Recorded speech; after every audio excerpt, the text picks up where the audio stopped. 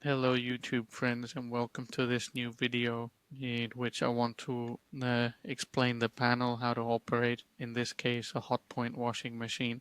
It's a little old, slightly old model, but even so, there are many.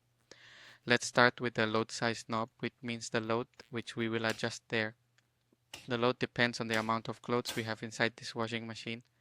And the next one is for temperature, where we will adjust if we want it Cold, warm or hot. As you can see, we have it set to warm here, but we can adjust it as we like.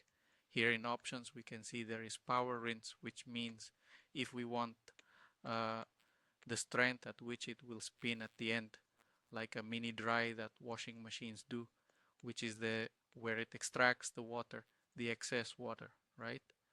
So depending on the type of clothes we are using, we can adjust the strength of this movement, or we can even turn it off. That's not a problem.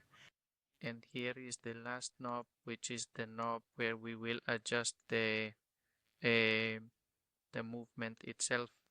To move the knob, we have to press this button, the one you see on top, and we can move it normally.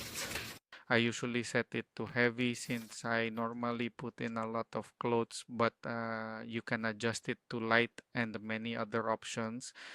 You can also select just the rinse option or to drain the water, even to just spin, right?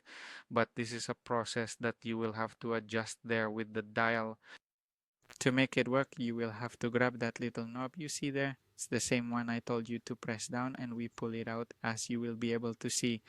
And once we do that, you will see that the washing machine starts to fill with water, which is the first process it does, right? It's the first thing it will do. It's really very simple to use, very easy to use, and well, I hope you liked it and that this video was helpful. See you in the next video.